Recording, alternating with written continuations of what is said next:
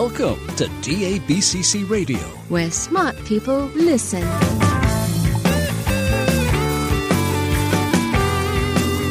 Virtualization and Cloud Talk, Featuring cutting-edge solutions from the hottest companies around the globe. Broadcasting from the DABCC offices in sunny Sarasota, Florida. Surrounded by computers, books, and Legos. A Microsoft MVP, Citrix Charter CTP, VMware vExpert. And your host, Douglas Brown.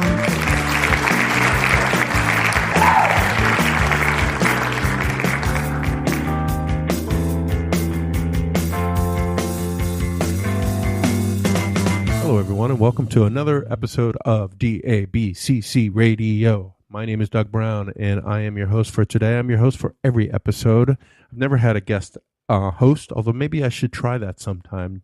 Maybe Sagnik can be a guest host sometime. So today we are very excited. We have another Citrix Ready episode for you, where DABCC Radio is partnering with Citrix Ready to chat about Citrix and in their ecosystem, and bring on one of their partners and see how that fits within Citrix and what's going on with that partner and what have you. So today we have Ivanti on, and we have a gentleman named Jon Wallace, and Jon is one of their, he's been with Ivanti since the acquisition of AppSense, and he's been with AppSense since the founding of AppSense. So he came over from Vicestorm. Really, just one of my favorite people I've ever had the privilege and pleasure of meeting within the Citrix space, within the Citrix ecosystem. A great, great guy. And whenever Jon and I chat, it tends to be long. So this podcast might be longer than the average one, but I tell you, it only gets better. And at the end, we start digressing. So beware. The end is the best part. Actually, the entire podcast is great, but the end is we started having a lot of fun. And so stay tuned. You're in for a treat of, what do I say? So with no further ado, we also have Sagnik. Can't forget my buddy Sagnik. We also have Sagnik from Citrix Ready, and he's going to chat about the Citrix side of the story. And of course, he's going to digress with us and share some of his views about the different topics we're going to discuss today. So with no further ado, let's jump into my interview with Jon Wallace from Ivanti and Sagnik from Citrix Ready. Okay, guys, thank you so much for taking the time to do this with us today. It's nice to have you back on the line. It's Sagnik. It's been a while since you've been on. And Jon, it's been a while since you've been on too. So two of my favorite people to have on the show. So we're going to have a fun conversation today. Let's get to it. As always, my first question is, who are you? So let's take Jon first. Mr. Wallace, who are you, and what are you doing over at Ivanti nowadays? Yeah, so I am... So my role technically is evangelist, or an evangelist over at Ivanti. What does that mean? I mean, that means I get involved in everything, I guess. So my daily function is, as it was at AppSense, which is working with our customers, working with our field, making sure that we're delivering upon our promises and expectations. And things like that. But my role at Ivanti is a really wide role. I get involved in corporate strategy. So in terms of their roadmaps, their products, their vision, and how we bring it all together with the acquisitions, and ourselves being an acquisition as well. I also get involved in things like M&A. Obviously, one of the things that Ivanti's done recently is acquired RES. And I was involved in that process and the technical aspects of that as well. And then the other thing is that I get involved in the publicity side, the marketing side. So these types of things, the trade shows, the events that we do.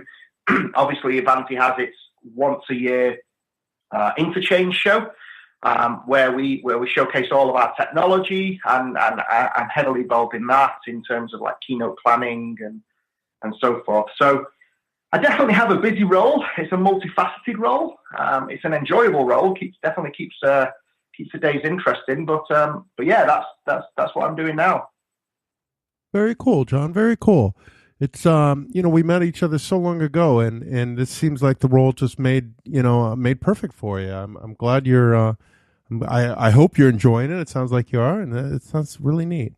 Sagnik, can you? Yeah. Please, Jon.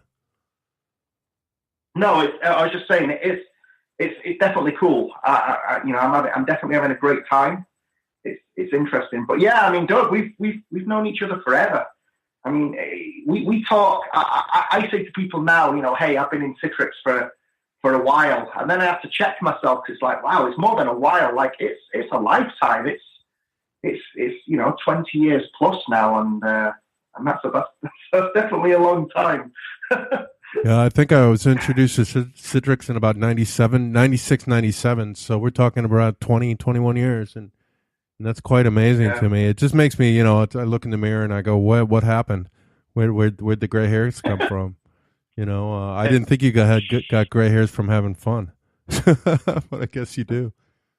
So, Sagnik, tell us a bit about you. Do you have gray hair yet? No, not yet, Doug. Not yet. It's glad to be back here and join John and you. I'm 1/3, I believe. So I have been here for 6.5 years at Citrix, and that's my first company. I've been working the desktop and server virtualization, been an engineer before, and now technical marketing. And most of my years have been partner facing. So at Citrix Ready, I drive specialized product marketing campaigns for our ecosystem partners. I manage technical relationship with key partners and manage the product verification toolkit for all our ecosystem partners. So that's for the Citrix products, namely Zen desktops and apps and server, and what's now growing very rapidly is Citrix Cloud. That's pretty much about me. Very cool. Very cool. It's been that long. That's crazy. And we've been doing podcasts together for what? About 3 years, right? Maybe 4 years now? I don't even know. Yeah, I mean, I think at least for 2 years. I don't know too. Yeah, but yeah, it's definitely been long and fun. Right. Forward to more. You got it. A lot of fun. Okay, so let's get to it. John, can you tell us a bit about Ivanti? Probably a lot of people know who Ivanti is, of course. So maybe you can tell us, the brief introduction of what Ivanti, what's going on at Ivanti, and then maybe bring us up to date on some of all these acquisitions that you guys have made. Both AppSense coming in, of course, Res Software coming in. What that means, where you're going with that. That whole when somebody walks up to you and says, "Hey, John, so what's going on at Ivanti? How's all that working out?" Yeah. So, we have a slide. Like when we present to customers, we have a slide. We call it the Ivanti DNA, and it's how everything comes together to create Ivanti as it is today. And if you actually look at the history of Ivanti, it's a long history. I mean, the organization itself, if we go back when it was Landesk, for example, I mean, the organization itself is a very mature organization. I think it was around in like 1985, 1986, something like that. I mean, I was 6 years old when they started business. Wow. So back in the day, they started, and them themselves have their own history of being acquired and then span out to the individual, etc. But ultimately, along the line, Ivanti was owned by an organization, a private equity organization called Thoma Bravo. And Thoma Bravo and Landesk did an absolute awesome job in creating a very strong and robust business. And throughout this journey, they've always had this vision, if you like, of this concept of unified IT. So bringing everything together into one place, one portal, that type of thing, and allowing IT, if you like, a single throat to choke. So one tool, one platform, one area where IT come, and then they can manage their entire ecosystem. So as Landesk was evolving, if you like, there was another organization that was also evolving, an organization called Heat Software. And Heat Software were all owned by a different private equity company called Clear Lake Capital. And again, like like Landesk and Thoma Bravo, they've done a very, very good job, and you had a very strong and robust business, and they had their own line as well. Now, along the Landesk line, what happened is Landesk acquired AppSense, and they acquired AppSense for a number of reasons.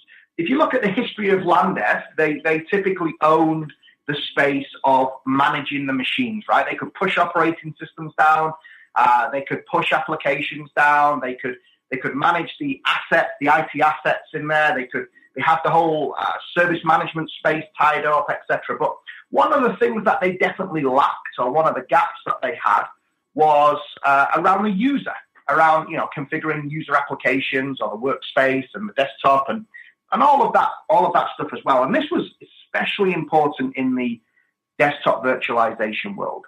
So they acquired AppSense predominantly to fill that space, or to fill that void, to allow them to get those user management capabilities, those workspace management capabilities, allow them to enter the things like the desktop virtualization space, and so forth. And shortly after the AppSense acquisition, Landesk was acquired by an organization, was acquired by the organization Clear Lake Capital, the organization that owned Heath. And they basically brought those two brands together, those two organizations together. And when those two organizations were brought together, there was a need for a rebranding. You needed to have a new identity, if you like, this identity that spoke of all of the stuff that we did. So the organization rebranded to Ivanti that we have today. Shortly after the rebrand, as we were reviewing our portfolio, one of the needs that came up was for the whole space to be automated. Again, if you look at the portfolio of Ivanti, you'll see some service management in there, some asset management in there. You'll see things like security and patching and privilege management, and then all of the workspace management. I mean, there is a massive portfolio, and for IT that can actually be quite daunting. So one of the things that's really important is being able to link all of these things together. And one of the key ways to do that is through automation.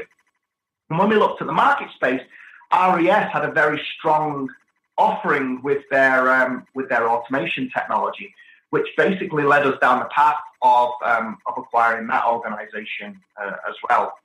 So that's where we sit today. Again, a very, very strong, robust organization, a rich history, a lot of technology, a lot of functionality, and we're definitely going from strength to strength. That's very cool, John. And you guys fit all that into one slide. Well, we have the Ivanti DNS slide, and then they require people like me to explain it. So the next question I have relating to that is, when Ivanti picked up both AppSense and Res Software, and this is a question I get a lot when Ivanti comes up, is they say, okay, where does it fit? Where does AppSense fit compared to Res? There's some overlap there. How are you guys dealing with the overlap? What's the, what answer would you give when someone says, hey, what's good? Do I go with what? Or is one being phased out for the other? You know what I mean?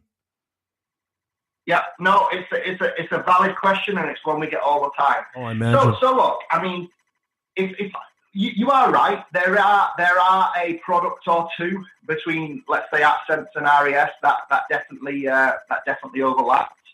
And both of those organizations have got their own customer bases, and very strong and loyal customer bases as well.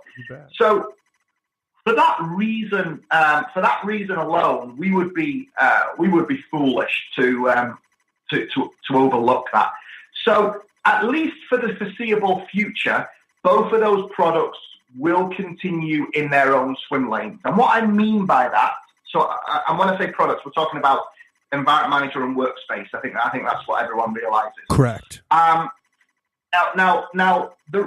I mean by their own swim lanes is both of those products have roadmaps. They have commitments to customers. They have promises to customers. Customers use one or the other for one reason or another, and we respect that. So, we are going to continue to deliver the roadmap features that were promised and expected, We will continue to serve both customers for both products, etc. So there are no plans to end of life either product at this stage, and none that I've seen on any future roadmaps, etc. Now, that said, obviously we are working on this unified IT vision, and one of the things that is going to come out of that is a strong workspace management product, or workspace management offering, if you like.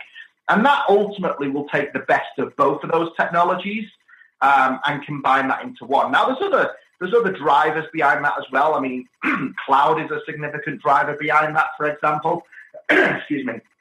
And automation is a significant driver behind that. So it's not just a matter of taking Environment Manager and Workspace and smashing them together. That's not the goal there. The goal is to create what would be a new offering, if you like, which will combine the best of both. So I guess if I was to reiterate the message again in a short way, both products will continue. Both products are supported. Both products will continue to be evolved and advanced and enhanced and delivered. And you will ultimately end up with another offering which combines the best of both, which will give you choice. Very cool. Very cool. I mean, there's some obvious things. AppSense is a great UEM solution. Not to sell short, what I call PowerFuse, the old Res software piece, that was stellar also. But then if you really look at the sweet spot of what Res software brought, was that automation piece, that workflow management. I thought that was just brilliant. What Bob did was just downright brilliant. And you smash those two together, you got a really nice offering. You really, truly do.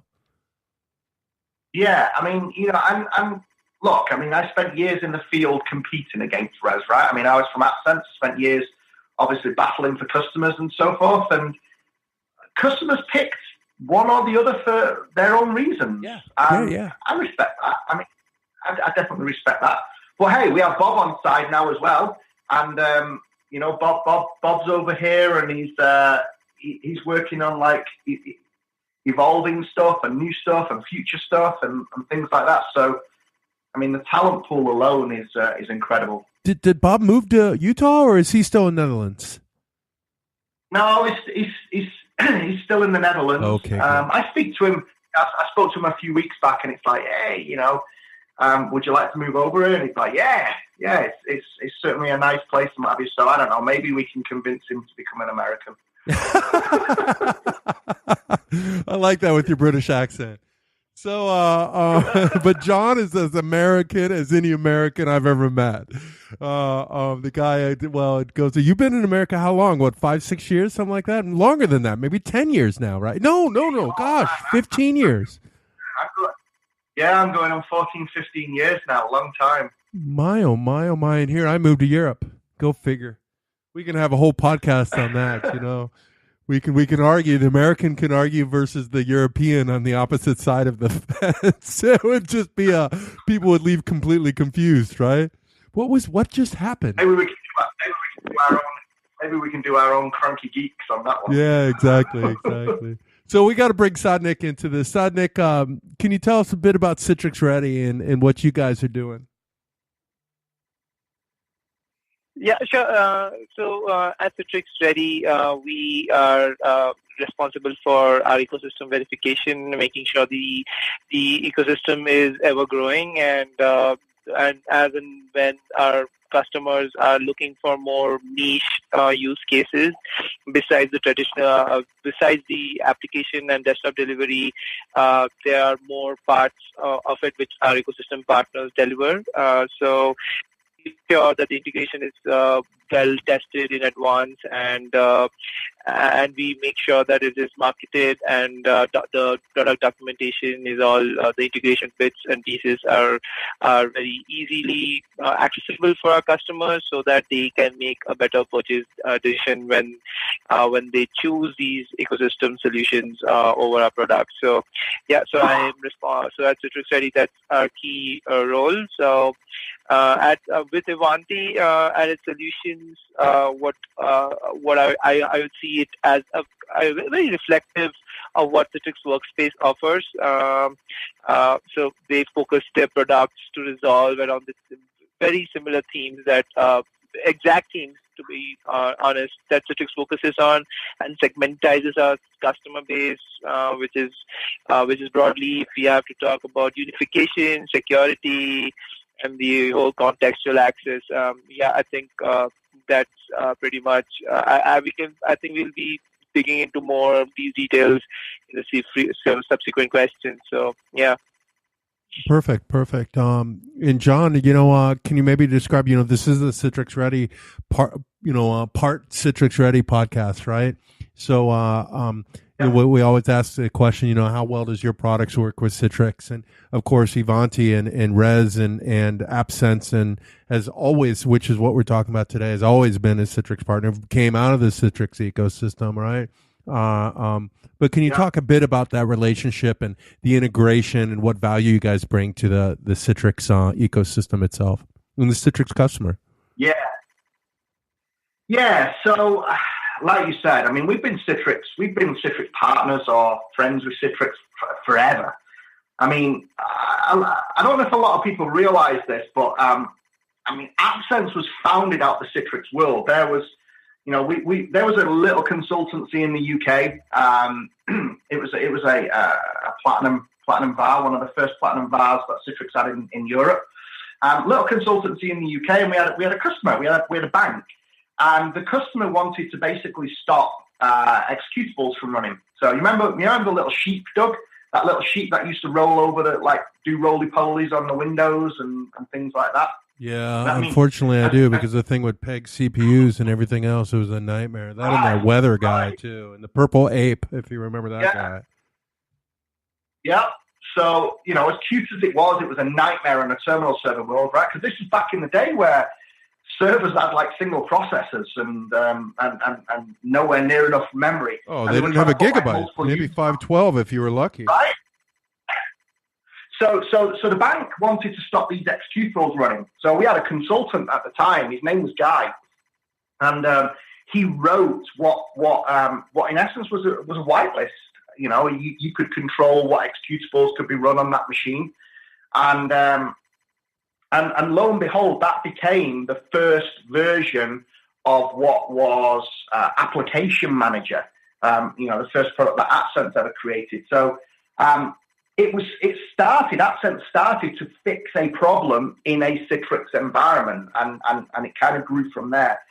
And, throughout the years, AppSense has been very, very close to Citrix. I mean, everything that we did in our technology, if you like, was created to fix problems within the Citrix world, or, the challenges that customers had. And we continued, we definitely continued that relationship. And sure, over time, the organization evolved. We went into physical desktops and worlds outside of the Citrix ecosystem. But even throughout that, Citrix remained, if you like, AppSense's bread and butter. And I think the same is true for RES as well. So the Citrix Ready program, when that was created, and AppSense and RES were actually founding members of that program. When that program was actually created, it was created for Citrix to be able to say, these are technologies that we verify work with our solution stack. We've tested them. We have a relationship. We have support networks and all of that. And that was a very powerful statement by Citrix and helped us a lot. And that program itself has continued to grow. The benefits that we, as a vendor, as a partner of Citrix, get from that are immense. We get direct access to things like product management. We get direct access to things like product support and stuff like that. We have these monthly calls, for example, between our product management teams and Citrix product management teams. And those calls are just to make sure that, hey, one of us isn't releasing a new driver or something like that that's going to affect the other. And I've sat on a number of those calls, and they're very open, they're very direct. There's no, well, this is a secret feature that we can't talk about. This is, hey guys, this is coming in the next version. You need to be aware of it. What can we do to help you? And to have Citrix say that to us is, I mean, that's really powerful. It really is. You got it. No, 100%. That's very powerful. Sagnik, anything to add there? Yeah, so I mean, this is what we try to ensure we provide to our partners, because our ecosystem we are very very driven by our ecosystem, and we believe that with partner success comes our Citrix success as well, and customer success as a result. So we definitely ensure that we make sure the roadmaps are all detailed and provided to our partners in advance. In fact, in the Citrix Summit, we invite our partners to come over and invite our exclusive Citrix Ready product map webinar for only Citrix Ready partners, and make sure that they get a one-on-one in-person chat with our product managers as well. So yes, I would definitely think that is one of our key benefits when it comes to the partner and Citrix relationship. Absolutely. Okay, John, let's get back to and let's dive into Environment Manager. So, a lot of people know what it is. Maybe you can give the, 30-second explanation of what it is. And then, what's new? What do you guys, what's new? Yeah, I'll leave it at that. What's new? Yeah. So, Environment Manager is really our flagship workspace management technology. So, Environment Manager itself, you can split into two sides. One is what we call policy, and the other is what we call personalization. The way I like to explain it to customers is personalization is about capturing anything that the user changes. So simple things like wallpaper, application look, feel, stuff like that, all the way up to things like the way Outlook works, the signatures, the custom dictionary, the recently used email addresses, and so forth. All of your different applications. Basically, anything that you change or you customize with inside your environment, personalization will capture that, and it will manage that as well. Policy, on the other hand, isn't necessarily about security, because obviously the term policy often brings a security notion, but it's not necessarily about security. Policy is anything that the organization wants to push down. And that could be anything like, a corporate wallpaper. Your wallpaper must look like this. That would be a policy then. That would be an example of policy. But it could also be other things like, hey, next time you start Microsoft Word, I'm going to migrate you to Office 365.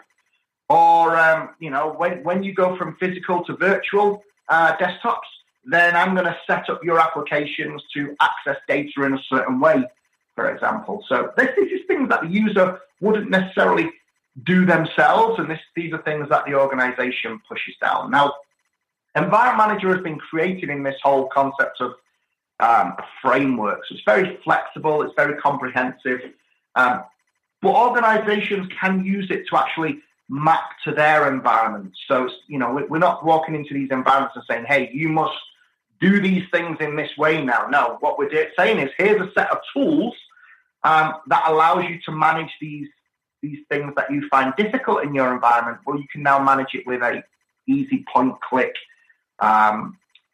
wizard-type driven tool that allows that organization really to take a lot of what are complex processes and make them very simple. So that's ultimately what Environment Manager is. We continue to enhance Environment Manager.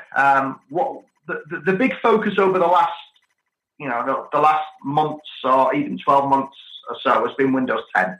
I mean, Windows 10 is huge, and Windows 10 is more than just an operating system evolution. I mean, it is significantly different than pretty much all of its predecessors. Everything has changed. From the user experience perspective, for example, obviously things like the start menus changed, where data's stored and all of that. There's a whole load of user experience things in Windows 10 that's just different than how it's ever been before. But from a technology perspective, the way in which you put drivers onto a machine, the way in which you hook applications, the way in which you even manage things like the start menu settings, these are fundamentally different than how how they've been before. I can't tell you how difficult it's been just to be able to move start menu icons and locations from things like Windows 7 to Windows 10, or capture it, for example. I mean, it is significantly different. So a lot of our attention and focus has been around Windows 10, and making sure that we have the support we've always had for all of the other operating systems in Windows 10 as well. Moving forwards, cloud is a big focus of ours. Things like Office 365 and stuff like that, massive focus. And things like just making sure that it works with other products within the Ivanti portfolio. So, for example, Ivanti has a piece of technology which can manage the endpoint from pushing down applications, pushing down operating systems, and so forth. So we want to make sure that when you push down an application, well, then you can configure the application. When you push down an operating system, well, then you can configure the operating system. So that's really where a lot of the focus is around Environment Manager right now. Makes total sense. Sagnik, anything to add, from the Citrix side of the, how Environment Manager works within the Citrix world? So I would pick it up from the couple of points that the main points that Environment Manager addresses, which John mentioned very wisely about the personalization and the policy and the context. So when he meant about the policy, applying policy contextually based on user, time, location, and so forth, I think that's massive in terms of what from what customers face. So this is at Citrix, we believe one major pillar of customer challenges in the contextual access. We define from Workspace our solution to address the contextual access in terms of the security aspect. So basically to defend against the phishing and malware attacks. And a key way to mitigate such a risk of phishing and malware is in effect to protect users from themselves and also protect your business at the same time. So by taking a fine-grained contextual approach to access control through the policies and so forth, you can keep data and apps out of harm's way in scenarios where they may be at risk. So if we have to talk about Citrix Workspace services, here's how it works. So the Citrix Smart Access and the Smart Control features let you set policies over exactly when and what to allow access to specific apps and their data. So what user identities and roles, like what type of network connections or specific networks, what location, what devices with what compliance status. So all these are sorted. So before authorizing access for a given session, the Citrix NetScaler gateway will run through these checklists to make sure no red flags come up. And if the context checks out, no problem, access away. But if the context falls short of your policies, the user will have to wait for a safer opportunity, and the would-be hacker would be out of luck, right? So combining this contextual access with what Environment Manager does, we believe we provide our customers with a centralized visibility, monitoring, reporting, and auditing over the network and user behavior, and you're well protected from even the most absent-minded users. So, yeah, I think that's pretty strong. Absolutely. I have to ask this question too. Citrix has their solution, Jon and Sagnik. Where do you see the differences there, and why, when, what? You know what I mean? This is a question that comes up all the time, right? Even in the customer base. Hey, Citrix have got this. Why are you still valuable? Look, we as in ISVs exist predominantly to fill gaps in larger platforms, right? So if there were no problems or challenges or gaps, then we wouldn't exist, right? So, and that's going to be the case. Now, people like Citrix or organizations like Citrix are going to work continuously to give their customers what they want. So their customers want better profile management. It behooves Citrix to do that. Their customers want policy. It behooves Citrix to deliver that. And that's going to continue, and that's the right thing. For an Ivanti, it's important that we continue to enhance our own products as well. So where Citrix will enhance their profile management capabilities, well, then that's where we start looking at things like how do we take users to cloud environments? How do we go between, for example, on-prem local Office to cloud-hosted Office 365? There's always going to be customer challenges or gaps or holes that need to be addressed, for example. And that's where we make our living, if you like. We make our living from enhancing our products to fill that tool set. We still have organizations that begin using the tools that come with Citrix. And then Citrix themselves will say, okay, you've reached a point where you need something like an AppSense. You need something like an environment manager. And the customer will come and we'll implement our technology, and then the customer will go to their next level. But yeah, I mean, this is where the relationship with Citrix is really, really important, because we get to educate the field, we get to educate the Citrix sales team, we get to educate the Citrix pre-sales teams, for example. And by doing that and by having that access, the Citrix field know where to bring AppSense into their stack, if you like, and where it's just not needed.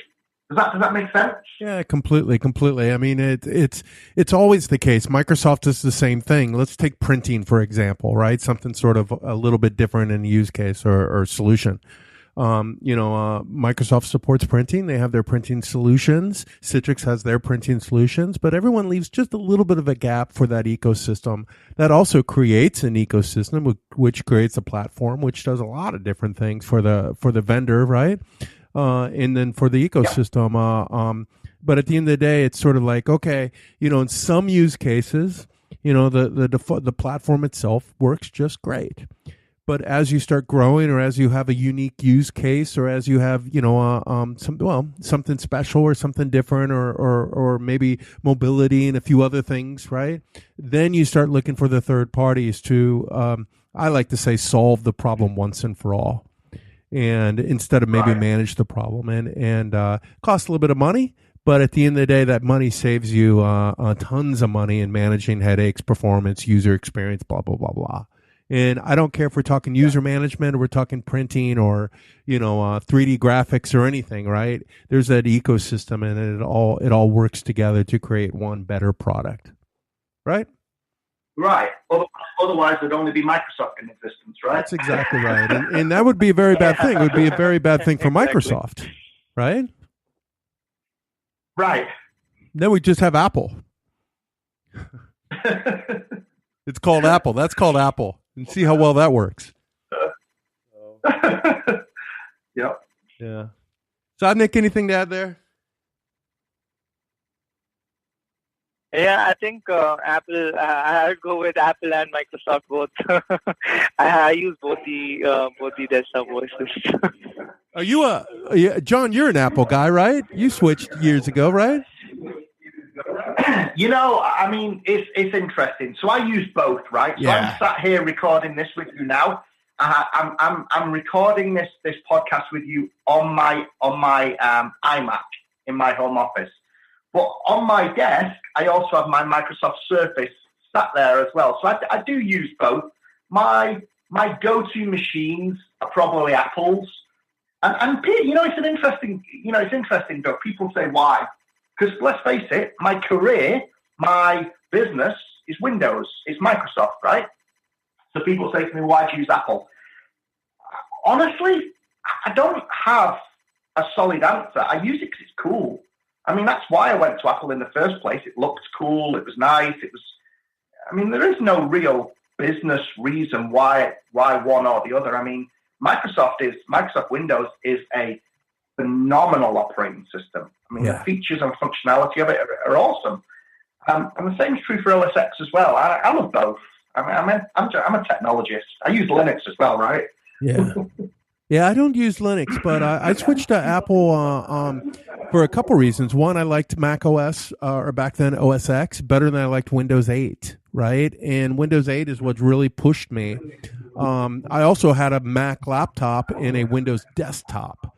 So I was, if I went on the road, I started doing Mac, and I just sort of got used to it. The other thing is, it became, like you said, sort of apples and apples. You know, at first, Apple, you know, the browsers weren't there, the application support wasn't there, blah, blah, blah, blah. Nowadays, that's apples to apples. I mean, Office is still better on Windows than it is on the Mac, although it's pretty darn close, and it's close enough for me. And I use that. That's my number one application, other than maybe Chrome or Safari, right? And but I like the Apple hardware better, although I really love using my Surface, and I have a Surface sitting on my desk too, and I really love it.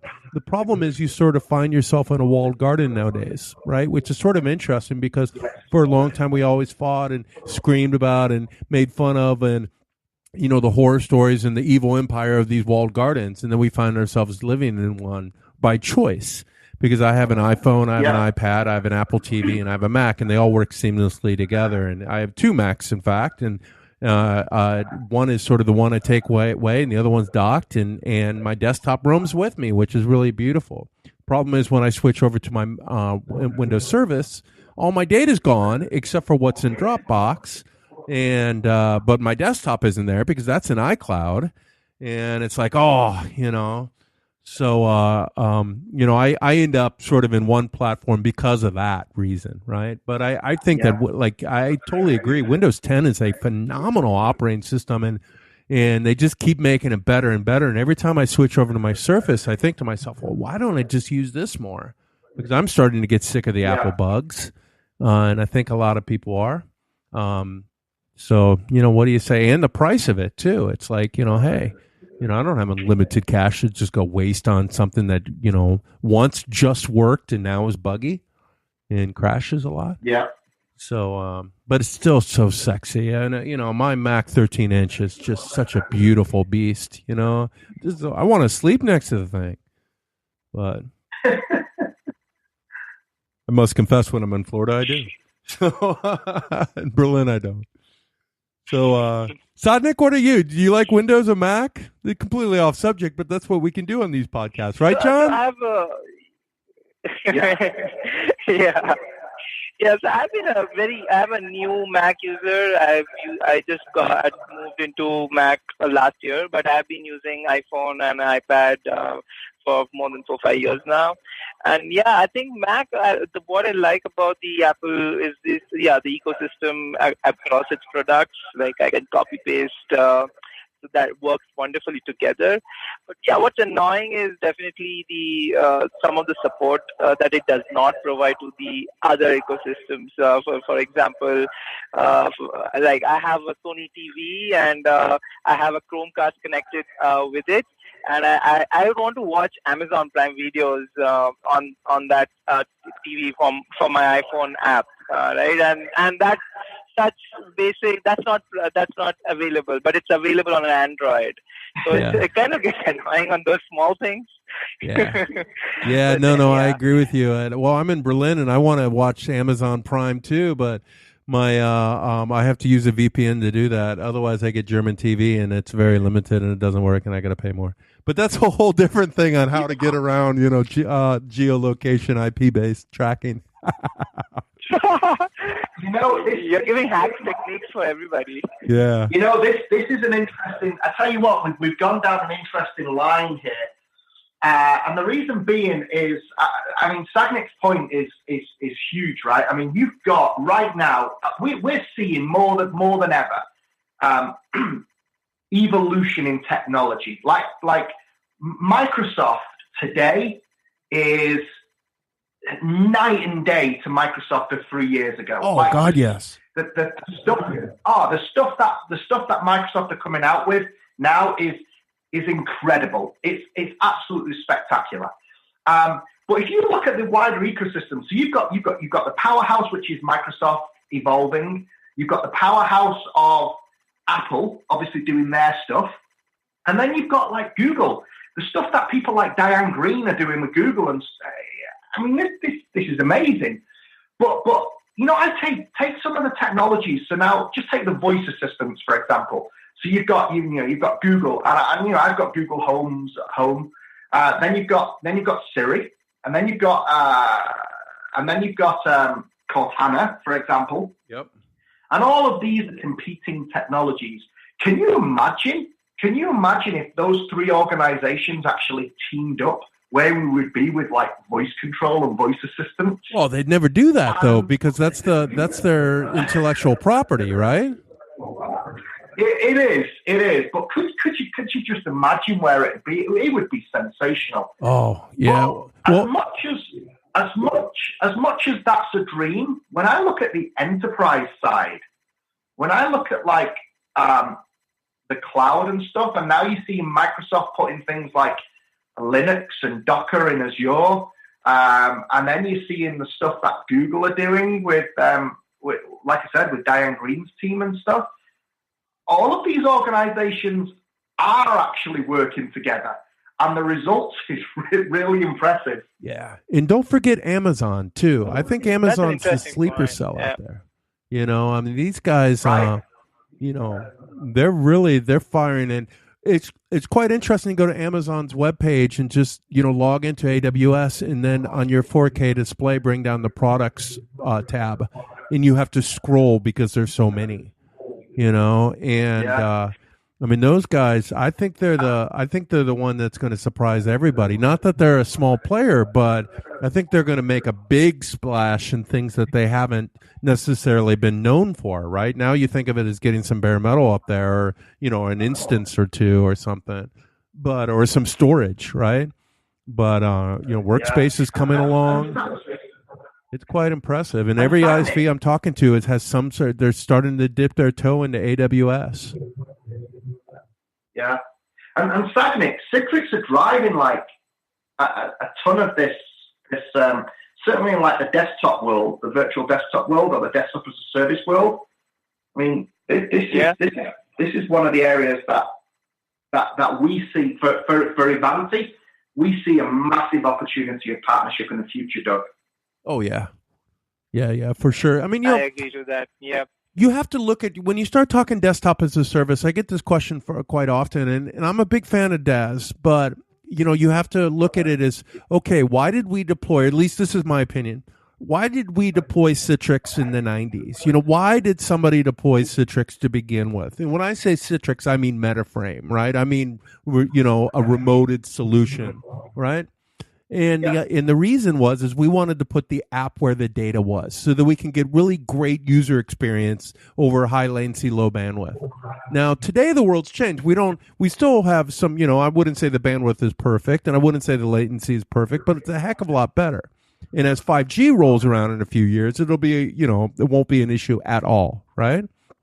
And but we still need to put the app where the data is. So with DAS, I think it's a great solution, and it's for sure the future. And this will sort of segue into one of the questions I want to ask next, which is, it is the end of 2017. So what do you predict for 2018 and beyond, right? And both from a technology perspective and also a, Ivanti and Citrix perspective. But that being said, and not getting ahead of myself, is that DAS, as we, one day I think we're going to wake up and we're going to find that our data is sitting in Amazon, right? Our data is sitting in maybe Google Cloud or in Azure. And then that's going to be the place that you then, grab your workstations from, right? And the workstation will change. And today we're moving more and more and more into as a service, right? AppStream from Amazon can take an existing, app and turn it into an HTML5 app, which is quite amazing technology. It's not 100%, but it's getting there every day. To follow what Amazon's doing, just their RSS feed for what's new is amazing. Every day it's like 5 or 6 new features to, their product portfolio, if not 10 to 20, right? It just, The world's moving so fast, and then I think that's where, you know, DAS is really going to hit hard is once we realize that our data's sitting up there. And I think that any SMB today is probably better served in the enterprise or as a DAS solution than an on-prem. And any startup today is 100% should use the DAS style solution. There's no reason to build an on-prem infrastructure if you're a startup today. Oh, absolutely. Yeah. What do you think? Let's throw out the prediction stuff. What do you think? You know, it is the end of 2017. So what do you think, you know, from the Citrix, the Ivanti, the technology, the Apple, the Microsoft, everything, Amazon, you know, games, iPads, you know, what have you, facial recognition. I can throw out about 18 other buzzwords. But what do you think's coming, you know? What interests you? What excites you guys? You know, from my perspective, I think back to some of the conversations I was having a few years back, and people would say to me, you know, hey, what's the next major technical change? So this was at a time where really, I think we can all agree, the iPhone ushered in an era of mobile computing, right? Of course. The iPhone created a world where people wanted to create apps that did various things, etc. Now, don't get me wrong. Before the iPhone, we had mobile devices. I mean, we had, you know, the iPad and Microsoft had the first, you know, one of the first Windows mobile OSs, et cetera, et cetera. And even from an app store perspective, I mean, I think Two Cows was probably the first massive collection of mobile apps that I certainly remember. But I remember them. You know, people would say to me, hey, what's going to change? What's the next change? And I always said the next change will be when the physical way you interact with a computer changes. And what I meant by that was when the keyboard and mouse disappeared. And honestly, I think we're seeing that now. I think AI and these smart assistants and stuff like that, I think they are going to change the way in which we do enterprise IT. So I think about just the Ivanti world, right? So right now, if I take some of Ivanti's core businesses, the ITSM business, for example, the IT service management business, you want to raise a ticket, you want a new application, for example, you go to some portal, you raise that ticket, it then gets actioned by somebody. They then install the software somehow, and the ticket gets fulfilled. I think tomorrow's world, you'll actually say, Alexa, install Microsoft Office. That in turn will then go into the ITSM solution.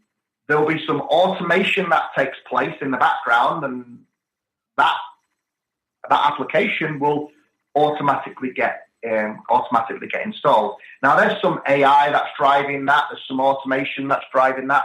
But that's where I see the next evolution of enterprise IT coming. As bad as this sounds, I see the reduction in IT mainstream tasks, if you like.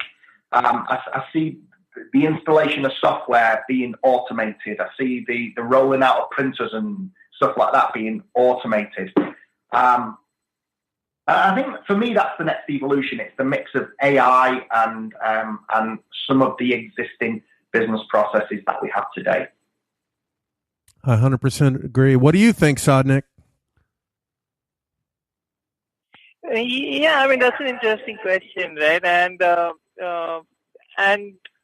definitely, I also have see the IoT predictions and how the future of work seems to be, it will be more of integrated and unified, come up in the picture. So the trends that I read up and find out what is the machine and deep learning and how the integration of everything mentioned will kind of really help us drive not just those projects, which is more personal, but basically drive enterprise automation and distributed computing and deep learning and stuff like that. So I think it's already. I mean, it's not too difficult to predict that. I think this whole shift has been happening since 2016 with Google, Microsoft, Amazon, making it more easier to create such IoT workflows with a machine learning component in it.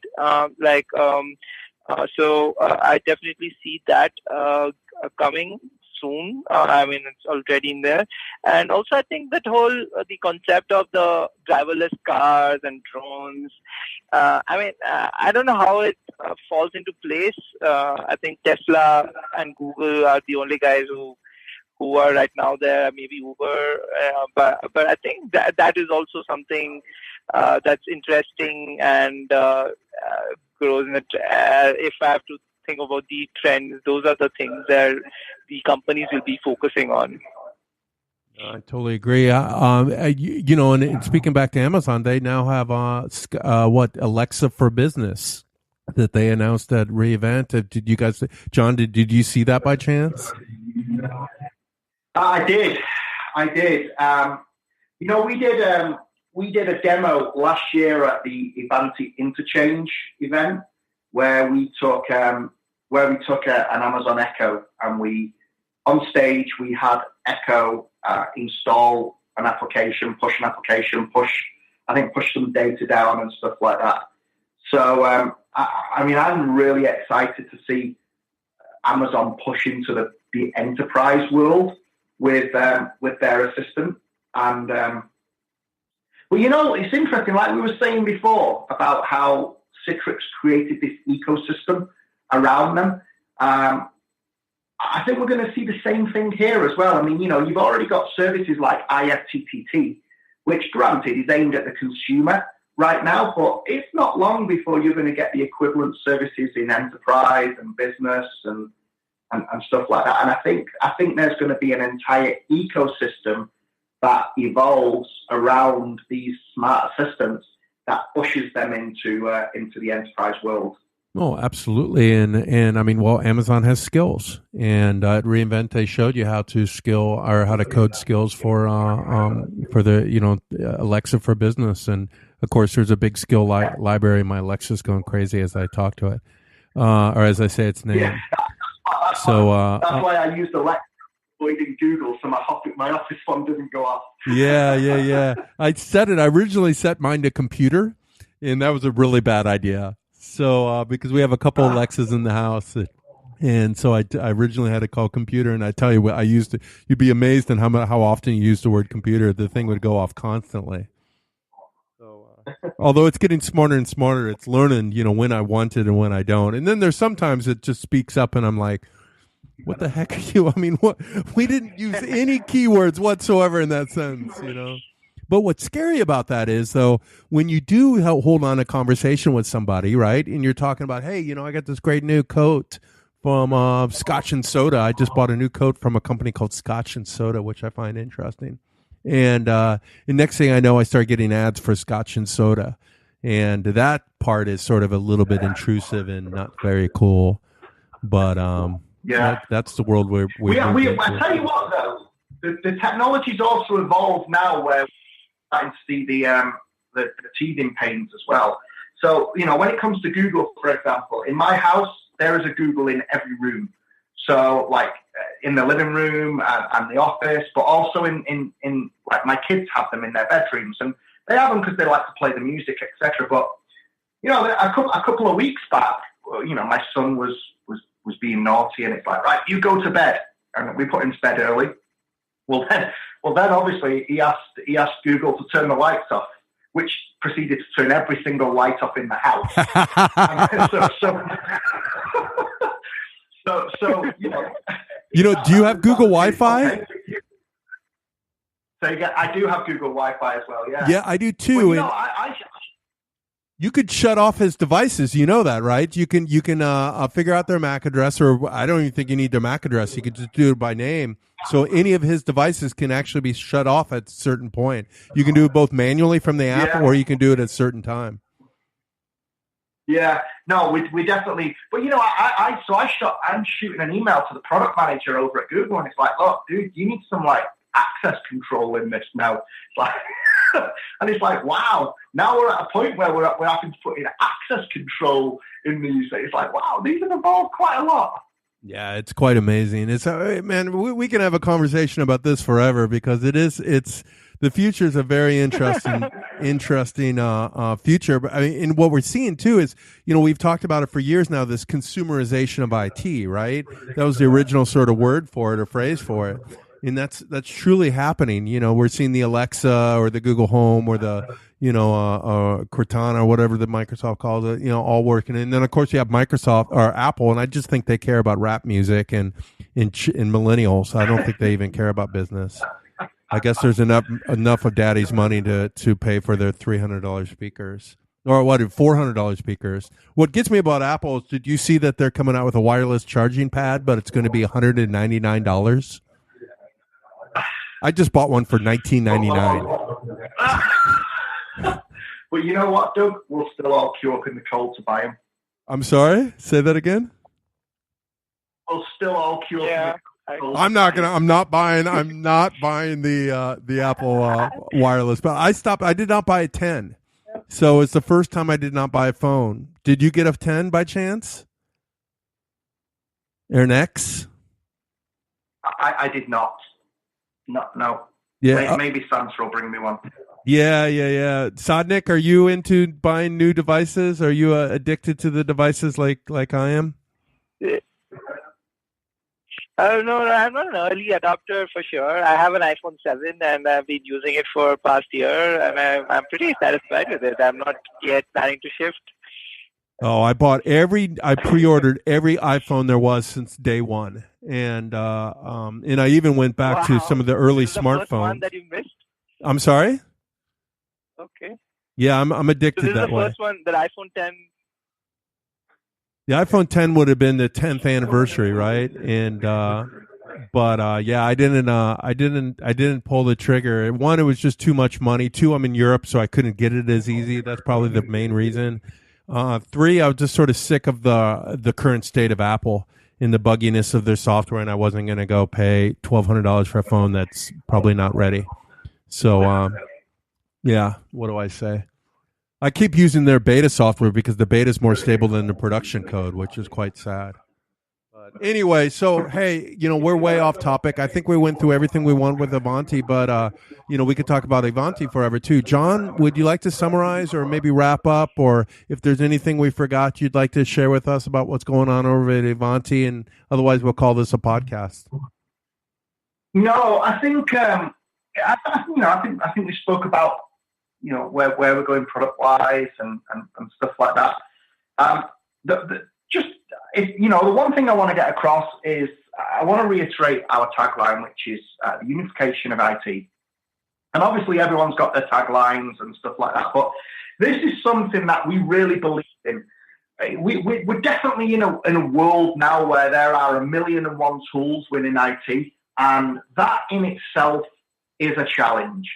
No one can become proficient in all of the tools and so forth. So our mission and our belief is definitely this whole platform play. We want you to have a platform where you can go and manage your entire infrastructure from power on to power off, and that's the mission that we're marching towards. Now, that said, that platform is aimed at an existing IT infrastructure.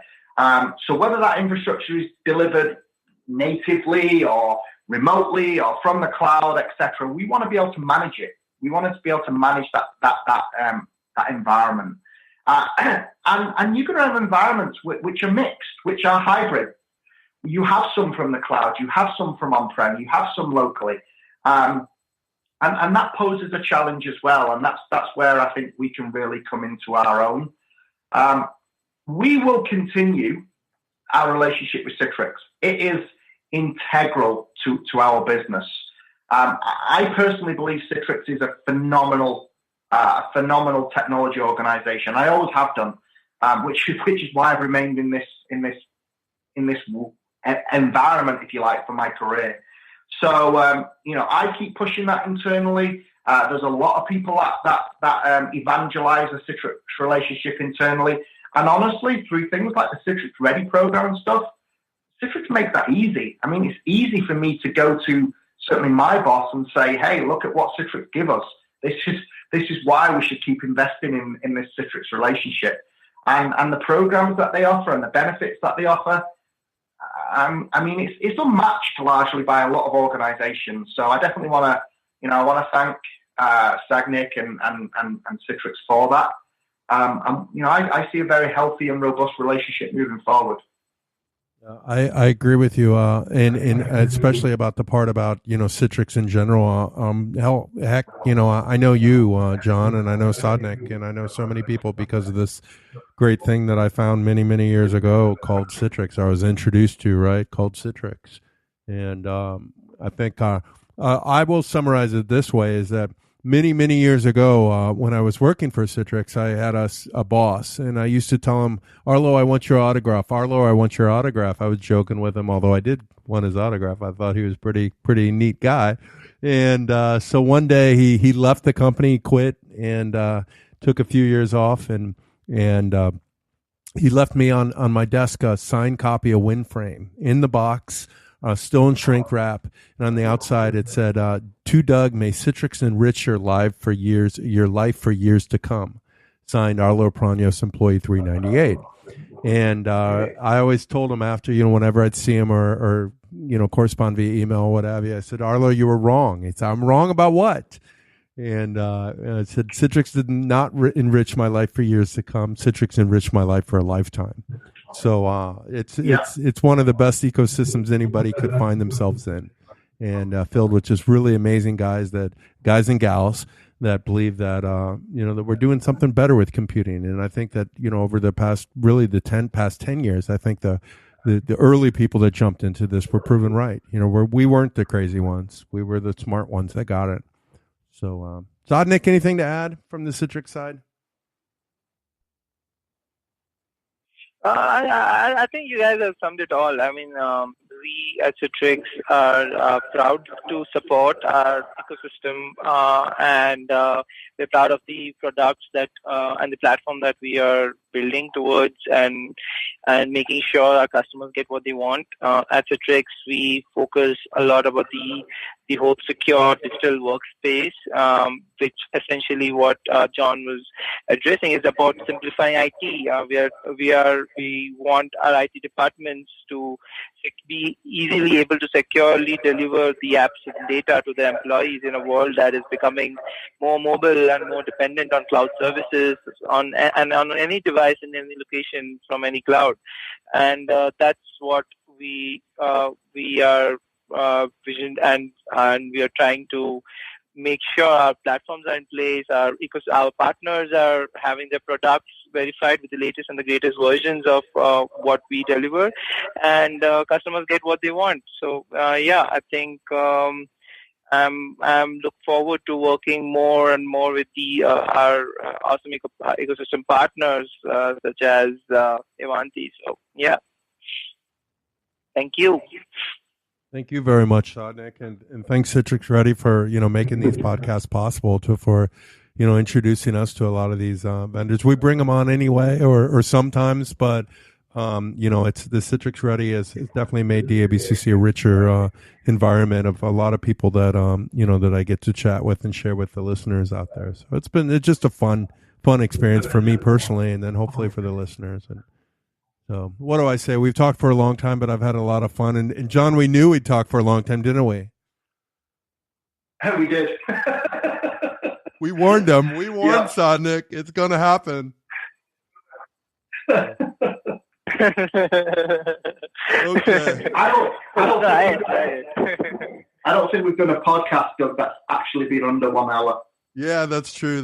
I've always said the better ones are longer, but that's not necessarily the case, because some of the really short ones are to the point, and we get in and we tell the story, we get in and we get out. But I like to the thing about DABCC Radio, and I always say this is it's mine. DABCC is me, right? Douglas Albert Brown Computer Company. That's what it stands for. And so I get to call the shots. And if I want to digress, darn it, I will digress. And, we don't digress off of technology. Sometimes we do, but for the most part, we keep to, what is in our world. Like we said, our world is changing, right? It's not just, hey, we have an app to deploy, or hey, we have an app to secure, right? Or hey, we need to, deal with a profile or what have you. We're getting into the things we talked about, speech and voice recognition and artificial intelligence, and heck, this whole thing called, IoT, which is as big as anything we've ever thought of. So, it's a fun world to be in, isn't it? Mm-hmm. For sure. Okay, guys, so let's call it quits because it is late, and we need to go ahead and call this an episode. So thank you so much, guys, for taking the time to do this with me. Cool. Thanks, Doug. Thanks, John. Thank you. Okay, that concludes another successful episode of DABCC Radio. As always, I want to thank my guest for today, good old Jon Wallace. If you don't know John, definitely look him up at one of the shows. He's usually there, and he's a really good guy. He's a Renaissance man, believe it or not. John is was a professional magician and also, I think, a Taekwondo champion of Europe. The guy has excelled in almost everything, or Kung Fu or Taekwondo, something like that.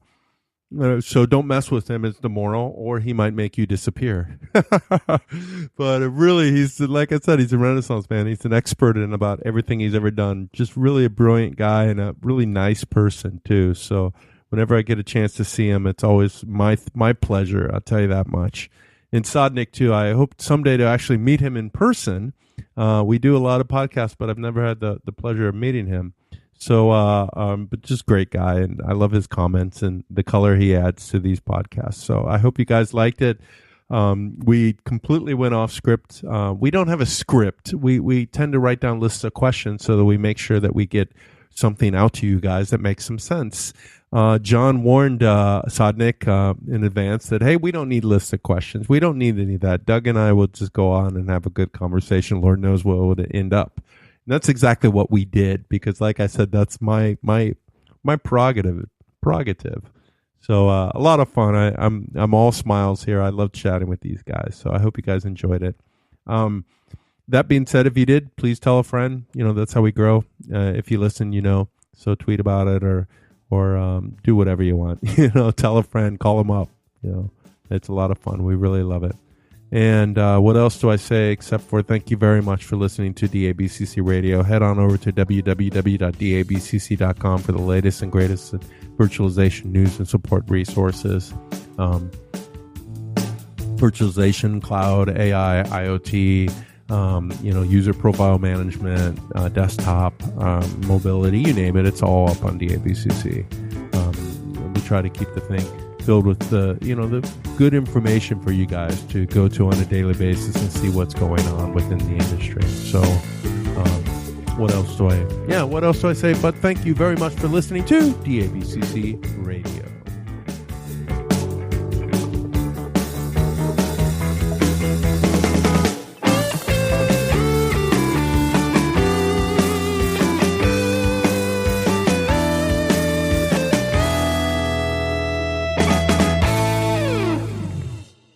Say DABCC? DABC. Say it again, DABCC. DABC. Can you say it again, DABCC? DABC. How about DABCC? DABC. DABCC. DABCC. DABCC. DABCC.